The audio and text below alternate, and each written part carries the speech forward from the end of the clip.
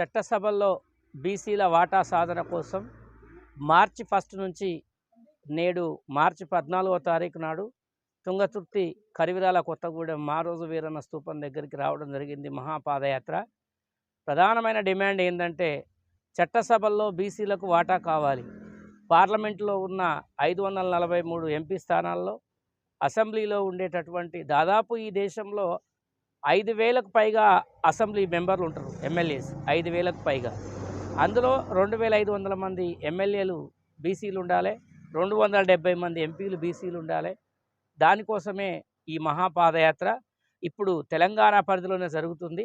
రేపు దేశవ్యాప్తంగా ఈ మహాపాదయాత్ర చేపడుతూ సర్దార్ సర్వాయి పాపన్న కోట అయినటువంటి రాజ్యాధికారానికి ఒక ప్రతిరూపం సర్దార్ సర్వాయి పాపన్న. ఆయన కోట నుంచి ఢిల్లీ కోట వరకు మళ్ళీ నెక్స్ట్ పాదయాత్ర ఉంటుంది. దానికోసము మళ్ళీ నెక్స్ట్ సన్నాహక యాత్ర కూడా ఉంటుంది. ఓకే, జై తెలంగాణ.